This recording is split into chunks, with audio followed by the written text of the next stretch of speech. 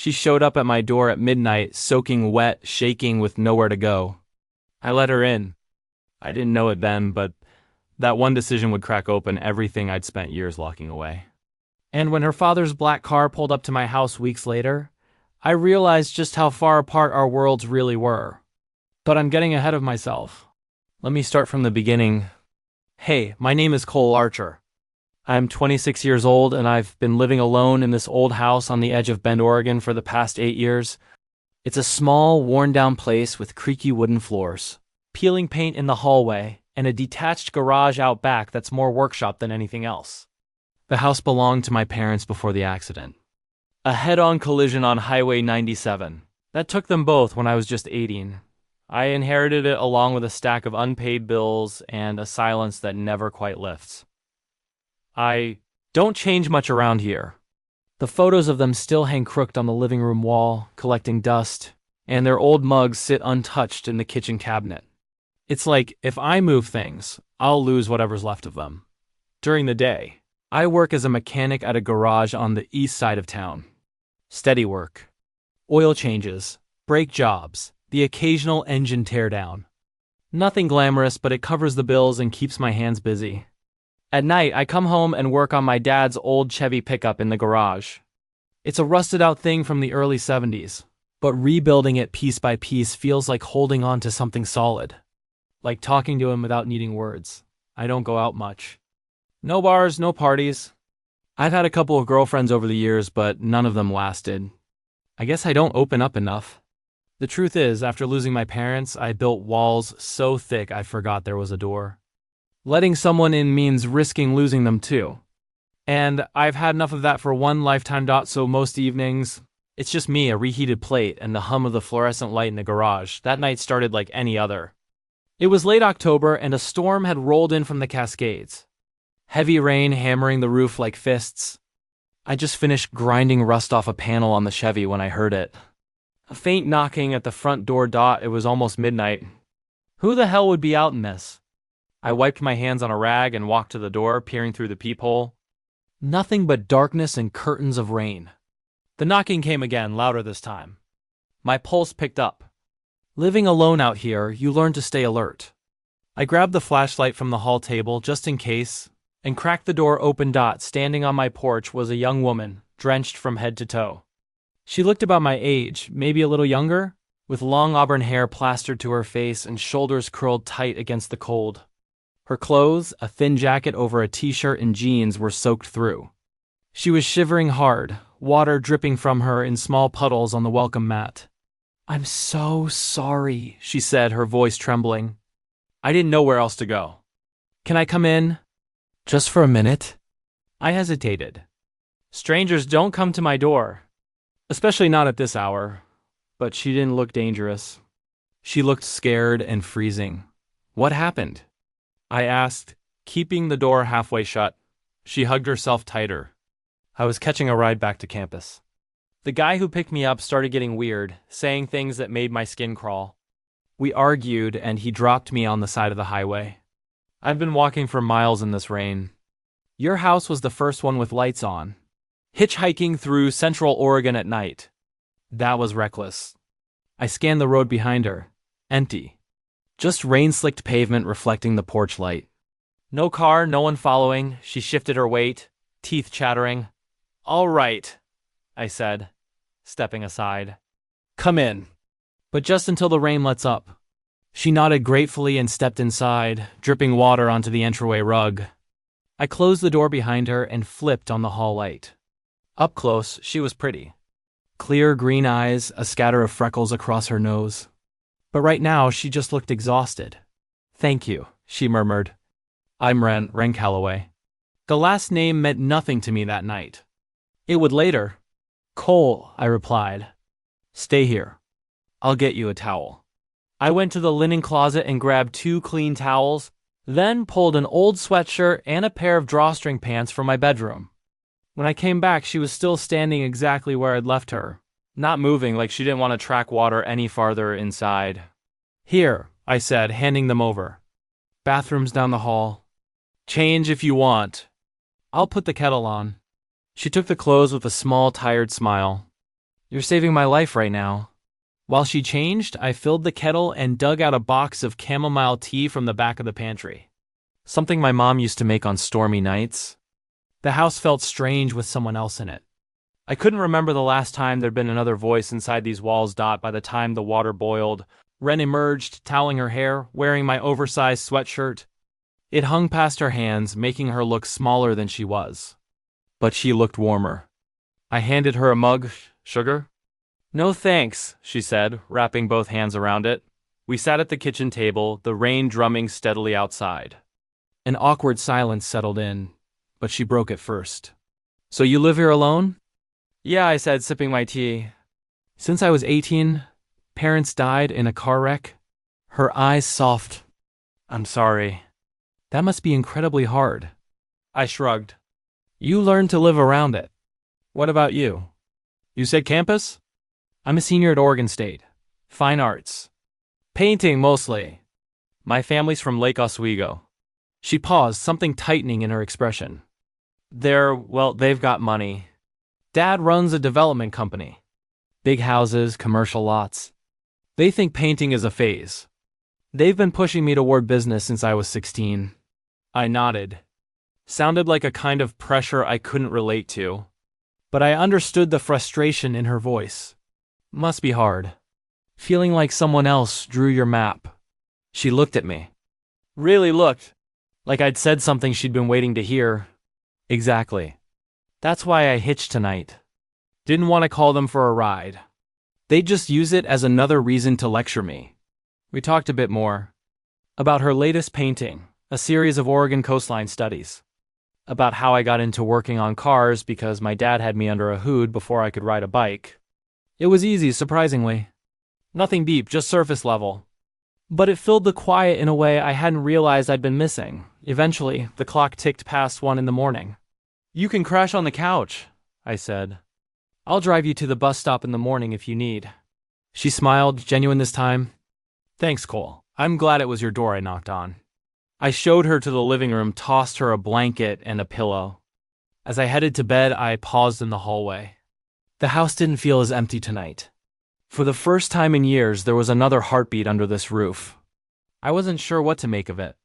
But as I lay there listening to the rain slow down, a small part of me didn't want it to stop. The next morning came earlier than I expected, the rain having faded to a light mist tapping against the windows.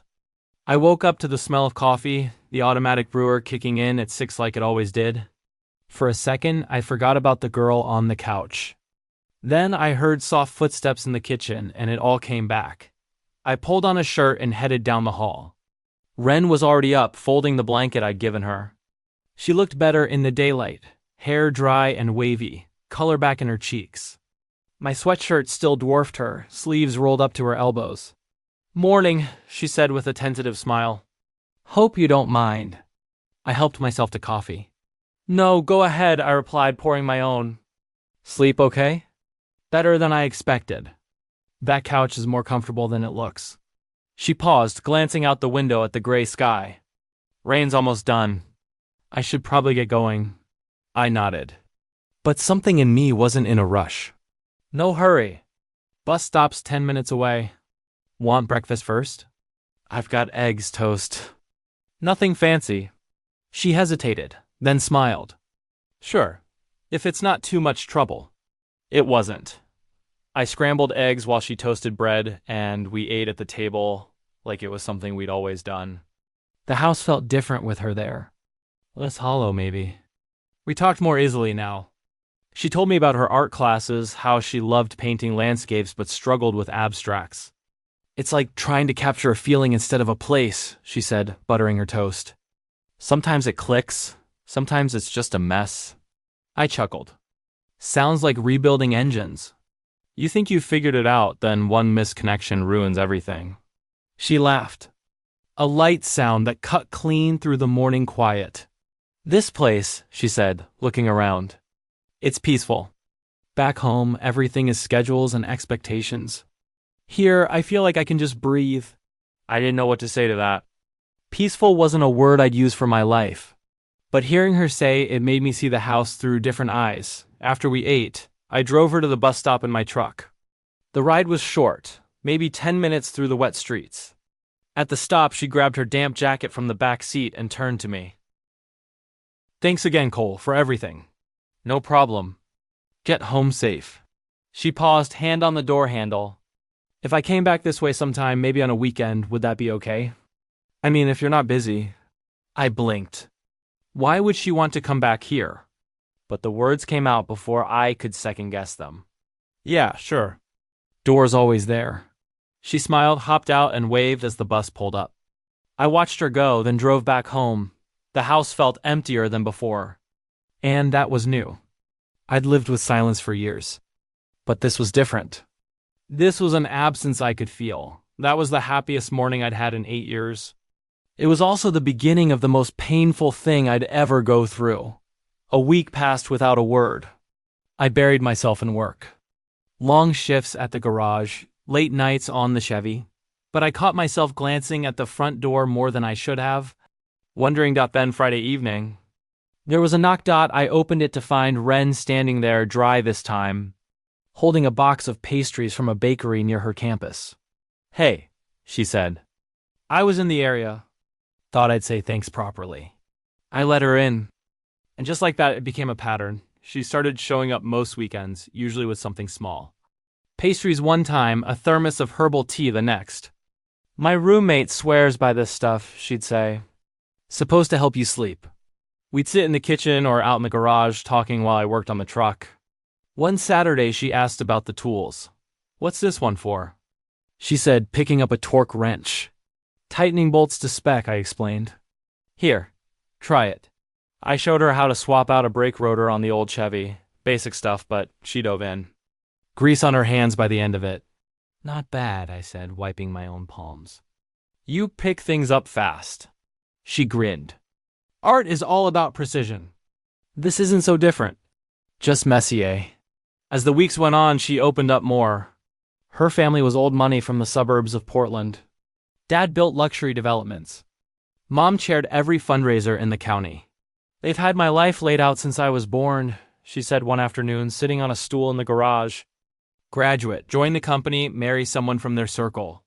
But I just want to paint, travel, maybe not live inside someone else's blueprint." I nodded, tightening a bolt.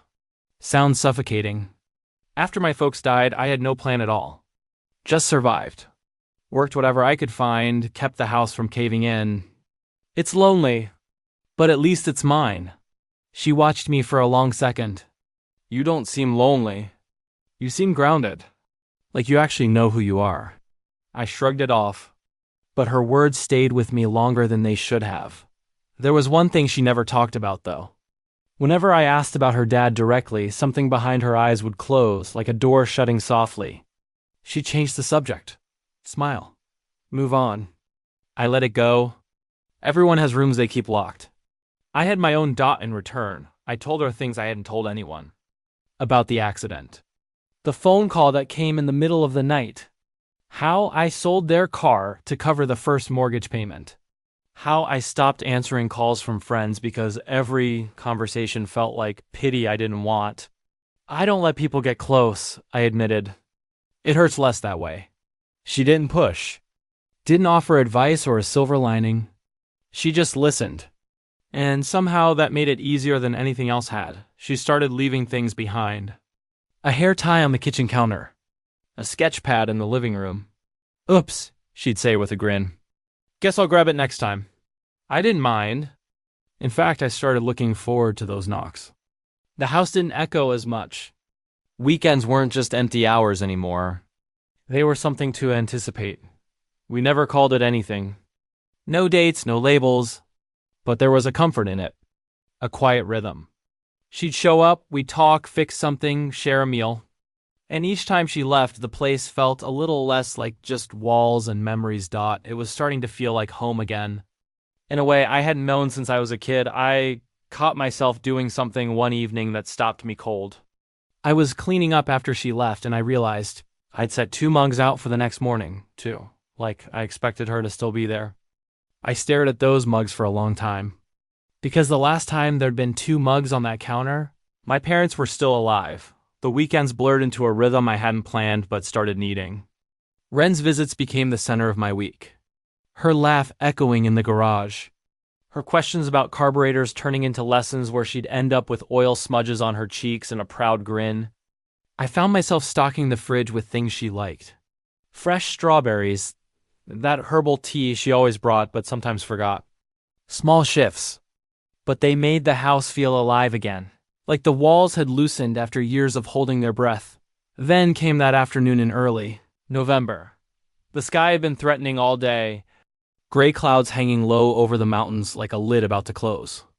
I was in the garage, buried in the Chevy's engine, chasing a stubborn rattle in the exhaust. The radio played some old classic rock station, barely audible under the occasional rumble of thunder. I didn't hear her arrive at first. Then the side door creaked open and there she was, holding 2 steaming cups and a paper bag from the cafe downtown.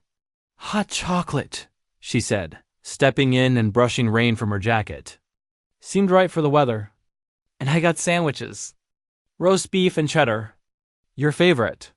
I wiped my hands on a rag and took one of the cups, the warmth pressing through the ceramic. Perfect timing. "This rattle is making me lose my mind." She set the bag on the workbench and leaned against it, watching me. The air felt different that day. Thicker, maybe from the humidity. Or maybe from something else. We chatted at first like always. Her latest painting, a moody piece of the Deschutes River that wasn't coming together the way she wanted. My frustration with a customer at the shop who was convinced his alternator was cursed. But the conversation trailed off sooner than usual. Replaced by silences that felt heavier than the ones before. She stood closer than normal, her shoulder brushing mine as I reached for a socket. I felt it then. A shift. Like the air right before lightning. She set her cup down and turned to face me fully. "Cole," she said softly, her voice cutting through the hum of the radio. "Have you ever thought about it? What if I stayed here longer? Not just weekends. Really stayed." Every wall I'd built over 8 years told me to step back. Every empty room in this house told me to step forward. I straightened up, tools still in my hand, and met her eyes. Those green eyes. Steady but searching. My mind raced. Of course I'd thought about it. In the quiet hours after she'd leave, when the house echoed again. But saying it out loud meant crossing a line I'd spent years drawing. "Wren," I started, setting the wrench down. "You know it's not that simple. Your family. Your life in Lake Oswego. It's a different world from this. From me, I'm just a guy fixing cars in a house that's barely standing. What do I have to offer?" She stepped closer. The space between us shrank to almost nothing. "That's exactly why. With you, it's real. No expectations. No script someone else wrote for me. I feel like myself here. For the first time, I hesitated, my heart hammering. The differences flashed through my head. Her father's company, the way she described their house, landscaped, spotless, everything in its place. Me, I was patching cracks in the ceiling with spackle I bought on clearance. And deeper than the money, the fear. I'd lost both my parents in a single night. Letting her in meant risking that kind of pain all over again. "I'm not sure I'm ready," I admitted. "What if it doesn't work? What if you wake up one day and realize this isn't enough?" She didn't step back. Instead, she reached up and touched my face, her hand soft against the stubble. "What if it is?" Before I could answer, she closed the gap. Her lips met mine. Gentle at first, careful, like testing whether the ground would hold. No rush, no explosion. Just her. Warm and real, tasting faintly of chocolate. My hands found her waist, pulling her closer without thinking, and the kiss deepened. Slow and honest. It wasn't about some overwhelming wave of passion. It was about everything we'd been building quietly for weeks finally spilling over. When we pulled apart, her forehead rested against mine, our breathing unsteady. "If I said I wanted to stay here forever," she whispered, "what would you say?" I swallowed hard. "I'd say I want that too. But reality isn't a canvas you can repaint. Your dad, he'd never accept this. And me, I've spent years keeping everyone out because it hurts too much when they go." We sank down onto the old bench in the garage, the rain now pounding hard on the metal roof. She took my hand, threading her fingers through mine. "I know. My family's been planning my life since before I could hold a brush. College, the company, some approved husband from the right neighborhood. But I don't want that. I want to paint. I want to choose my own disasters. And being here with you, it feels like the first real choice I've ever made. I told her more then. About the nights after the accident. Sleeping in my parents' room just to feel less alone.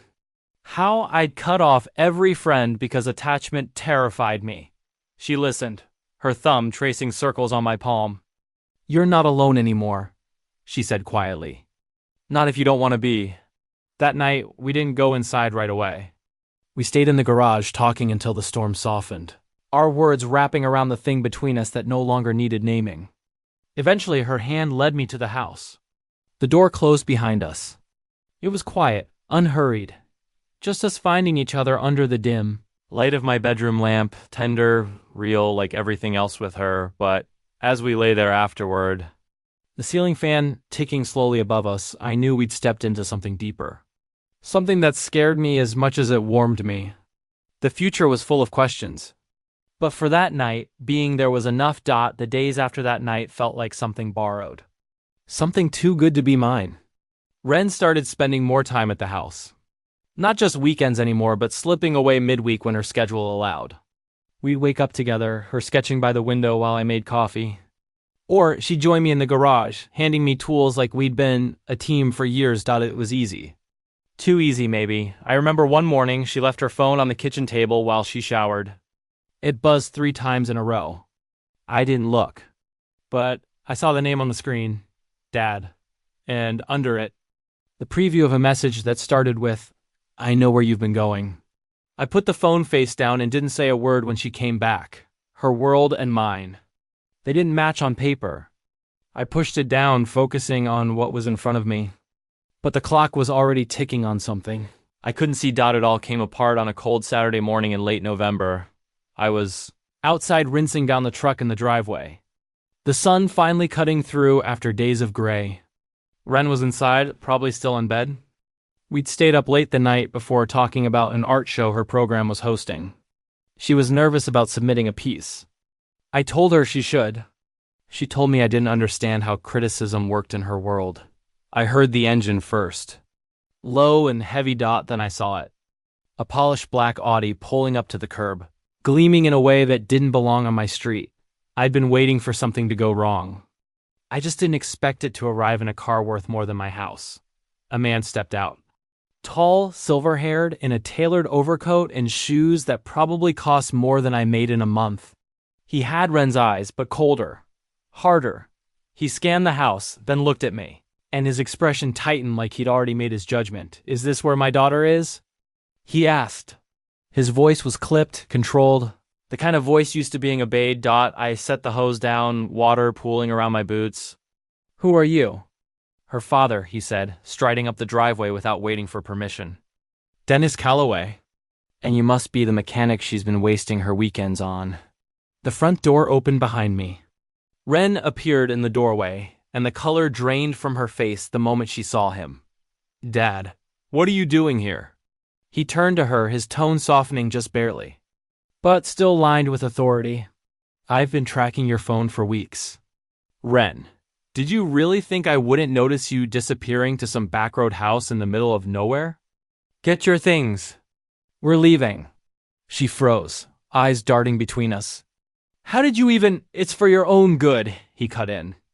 Not shouting. He didn't need to. His voice carried enough weight on its own. "This," he gestured at the house, at me, at everything, "is not your life. You're a Calloway. You have a future at the firm. Connections that matter. Not this." His eyes flicked to me, dismissive, like I was a stain on his morning. I stepped forward, my hands balling at my sides. "She can make her own choices." He laughed. A short, hollow sound. "Choices? Son, look around.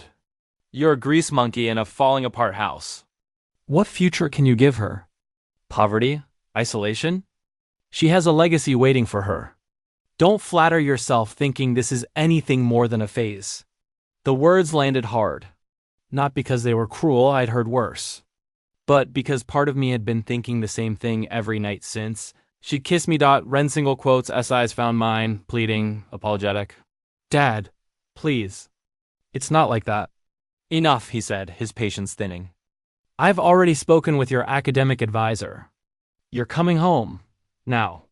The air went thick. I wanted to fight. To tell him to get off my property. But what could I say that he hadn't already torn apart? He wasn't wrong about the gap between us. And that's what made it worse. Ren hesitated, her hand gripping the doorframe, tears building in her eyes.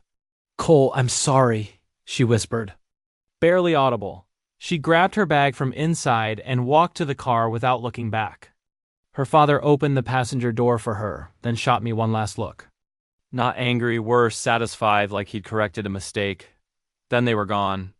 The Audi pulling away smoothly, leaving the street quiet and me standing in a puddle of hose water with my chest caving in. I went inside and the silence hit me like a wall. Everything looked the same. Her sketch pad still on the coffee table, open to a half-finished drawing of the garage. Her jacket draped over the arm of the couch, still faintly carrying the scent of her shampoo. I sank into a chair and stared at the wall. How had it unraveled this fast? We'd talked about the risks, but I hadn't expected it to feel like this. Like something had been ripped out of the house and out of me at the same time. The first few days were numb. I threw myself into work. Extra shifts, staying late, doing anything to avoid coming home. But every corner of the house reminded me. The couch where she'd slept that first night. The kitchen table where we'd shared breakfasts. The garage bench where she'd kissed me. I found one of her earrings under the couch. Small, silver, shaped like a leaf. It sat in my palm like something I didn't have the right to hold. We'd never exchanged numbers. Stupid, in hindsight. She'd always just shown up. And now, with her family closing in, she probably couldn't risk reaching out even if she wanted to. I had no way to find her. No way to know if she was okay or if her father had locked her world down. Weeks dragged by, 2, then 3. I tried to move on. Finished the Chevy until it ran clean. Scrubbed the house top to bottom. Even went out for a beer with a coworker one night. But it was all forced. The emptiness wasn't new. I carried it since my parents died. But now it cut deeper, sharper, because I'd let myself imagine something more. Nights were the worst. I'd lie awake replaying her words. I want to stay here forever. Had it been real? Or just a moment she'd needed and I'd mistaken for something lasting? I realized then how far she'd gotten in. How she'd slipped past every wall I'd built without me noticing. And now, with her gone, those walls felt like they were closing in instead of keeping things out. I wasn't angry at her. How could I be? She was trapped in a life she hadn't designed. But the ache sat heavy in my chest, steady and unrelenting, making every breath a reminder of what I'd almost had. By the third week, I moved her sketch pad off the coffee table.